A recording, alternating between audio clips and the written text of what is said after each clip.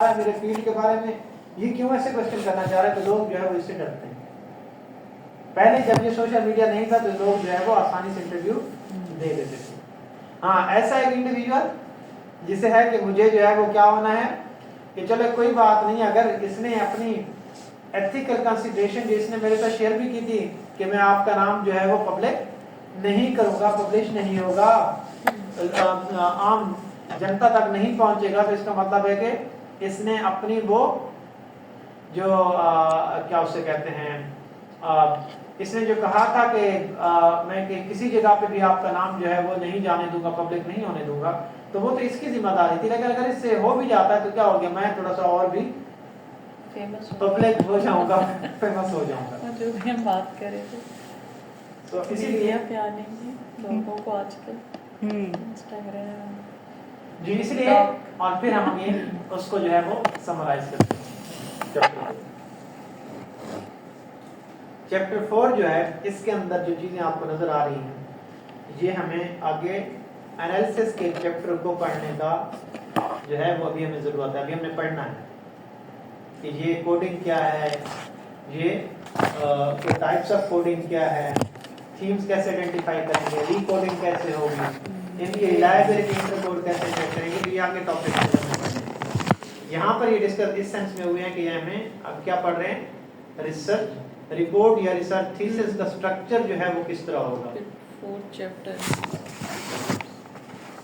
इसके अंदर इंट्रोडक्शन, इसके अंदर प्रोफाइलिंग ऑफ द डाटा, कितने इंटरव्यूज किए, ये किस कैटेगरी के लोग थे, मैंने ये क्राइटेरिया रखा था, उस क्राइटेरिया को मीट करते हुए इस सेक्टर से लोग लिए गए, इस एज के लोग लिए गए, इस इनकम लेवल के लोग लिए गए, इतने एक्सपीरियंस के लोग लिए गए, ठीक है, और इन डिफरेंट ऑर्गेनाइजेशन से लिए गए।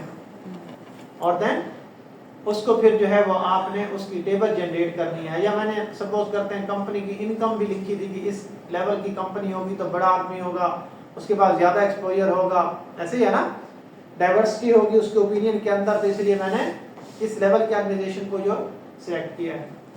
अब सेंसिटिव डाटा को क्या करना है, एनोनिमाइज करना है कि जो डाटा जो मैंने अभी नाम का बताया था एथिकल कंसिडरेशन के अंदर भी, कि मैंने कहा कि आपका नाम किसी को नहीं बताऊंगा, आपकी ये बात कहीं तक नहीं जाएगी, और सिर्फ वो बातें बतानी है जो बहुत ज्यादा सेंसिटिव नहीं होगी, इंपॉर्टेंट। हाँ, जो एक्सप्लोर करने का मेरे पास पर्स था वो तो उसको भी बताऊंगा ना जिससे पूछ रहा हूँ कि ये चीज तो पब्लिक होगी, आपका नाम पब्लिक नहीं होगा, आपका इदारा पब्लिक नहीं होगा, आपकी इनकम पब्लिक नहीं होगी, आपका जेंडर भी कहेंगे तो पब्लिक नहीं होगा।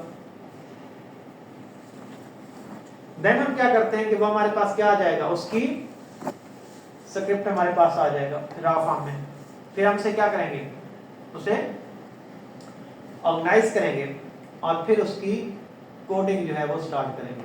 फिर उस कोडिंग से थीम्स जो है वो हम आइडेंटिफाई करेंगे। अच्छा, ये जो कोडिंग है ये 2 तरीके से है। एक कोडिंग हम कहते हैं कि हमने इंटरव्यू सिलेक्ट किए सोबिया, सादिया और अरसलान को, अब इनको मुझे कोड करना है कि मैं इनको क्या नाम दूं जिससे मुझे याद रह जाए कि अब मैं किसका स्क्रिप्ट पढ़ रहा हूं और उसमें से थीम्स निकालने हैं, ठीक है। उसे हम कहते हैं कि ये हमने डाटा की रिस्पोंडेंट्स की कोडिंग की है। सर उनको क्या हमको एबीसी कर देते हैं, नंबर, हाँ बिल्कुल बिल्कुल, यूनिक नंबर दे देते हैं जिससे बस मुझे रिसर्चर को बताओ कि मैं मेरा मतलब इससे क्या है, ठीक है। उसके बाद है अच्छा, मेरे पास जो है वो बैक एंड के ऊपर मेरे पास उसकी स्टोरी मौजूद है।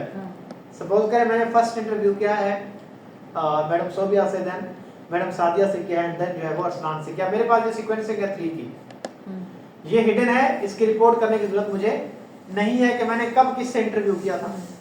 लेकिन अगर मैं ये लिखूं कि मैंने कोड लिखा है 200 से स्टार्ट किया है और मैं लिख देता हूं 200 यानी 201, अब मुझे पता है कि ये कोड किसका है, किसको मैंने ये कोड दिया है, 203 किसको कोड दिया है, ठीक है। तो इसीलिए मैं ऑर्गेनाइजेशन का कोई नाम इसमें लिख देता हूं, मैं कहता हूं AC, उसके साथ लिखता हूं AC 201, ठीक है। इसी तरीके से अरसलान का जो है वो किसी गवर्नमेंट की जो है वो उससे लिख देता हूं, या रेगुलेटर का नाम लिख देता हूं। इस तरीके से मैं उनको जो है वो कोशिश करता हूं कि वो कहीं ना कहीं से भी आइडेंटिफाई ना हो सके। थीम आइडेंटिफाई करना, थीम्स को रिकोड करना, उनके टेक्नोलॉजी रिलायबिलिटी या वो जो हम कॉमन पॉइंट्स देखते हैं वो आइडेंटिफाई करना और फिर उनकी कैटेगरीज। अब पहले हमारे पास एक पूरी की पूरी जनरल से लिस्ट आ जाएगी, फिर उसमें से कॉमन हम निकालेंगे, फिर वो जो यूनिक है वो सेपरेट करेंगे और फिर उन कॉमन और यूनिक में से जो हमने सब ऑब्जेक्टिव के अंदर या सब क्वेश्चन के अंदर कैटेगरीज बनाई थी, आप उनको रिलेट करने की कोशिश करेंगे कि ये SDG 2 के साथ रिलेट कर रहा है, ये SDG 3 के साथ कर रहा है, ये SDG 12 के साथ कर रहा है। आप उन कैटेगरीज के अंदर इनको इंटरप्रेट कर देंगे। आपने 25 फैक्टर्स ओवरऑल आइडेंटिफाई किए, तो ये तो हो गया कि जनरली ये वो 25 मेजर प्रैक्टिसेस हैं जो किसको इन्फ्लुएंस करती हैं, जो सस्टेनेबिलिटी के अंदर को इन्फ्लुएंस करती है, उसके अंदर रोल प्ले करती हैं, उसको प्रमोट करने के लिए। अब वो क्या था, वो जनरल क्वेश्चन का हमारे पास आंसर हो गया, हमारा जनरल ऑब्जेक्टिव फुलफिल हो गया। जो सब ऑब्जेक्टिव थे कि SDG 8 को कौन सा वो फुलफिल कर रहा है, तो फिर हम क्या करते हैं, हम ये देखते हैं कि SDG 4 की जो रिक्वायरमेंट है, जो क्राइटेरिया है, उसमें कौन सा वेरिएबल फिट आ रहा है, कौन सा फैक्टर या थीम जो है वो उसको मैच कर रहा है, तो अब हम उनमें से एक्सट्रैक्ट करते हैं।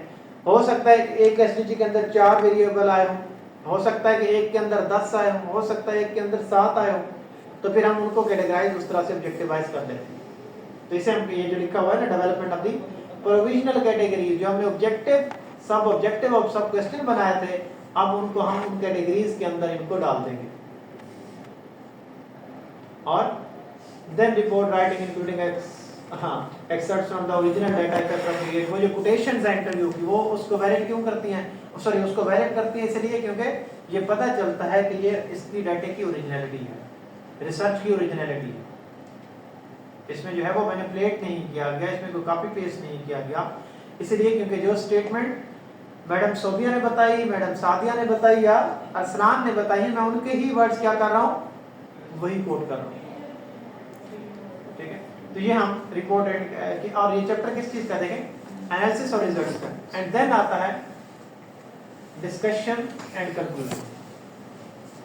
ठीक है, सो डिस्कशन क्या है कि मेरी फाइंडिंग्स ये आई हैं और मेरी फाइंडिंग जो है वो एग्जिस्टिंग स्टडीज क्वांटिटेटिव भी क्वालिटेटिव भी इसको जो है वो सपोर्ट करती हैं नहीं करती, कितने मेरे वेरिएबल्स ऐसे हैं जिनको सपोर्ट एग्जिस्टिंग लिटरेचर कर रहा है, जिससे ये समझा जाएगा कि ये वैलिड पॉइंट्स हैं, और जो नहीं हो रहे तो मैं ये समझूंगा कि ये मेरी क्या है, नोवेलिटी है, जो नए पॉइंट्स यहाँ पे आइडेंटिफाई मैंने किए हैं। लेकिन उसके लिए फिर आपको याद रखिए डिस्कशन में once again you need to read the literature. आमतौर के ऊपर तो आप साथ साथ पढ़ रहे होते हैं कि नई जो डेवलपमेंट होती है उसको पढ़ रहे होते हैं, लेकिन फिर भी आप जब डिस्कशन लिखते हैं तो आप ये कहते हैं कि जैसे आपने बहुत सारे पहले लिटरेचर लिखा पढ़ा, उसके अंदर आपने 50 वेरिएबल्स को डिस्कस किया, आपको पता चला कि ये वेरिएबल जो वो डिस्कस हुए हैं, लेकिन आपने जब फाइंडिंग ली है तो उनमें से जो 25 लिए उनमें से 2-3 ऐसे जो 50 के साथ मैच नहीं करते, जो बिल्कुल यूनिक है।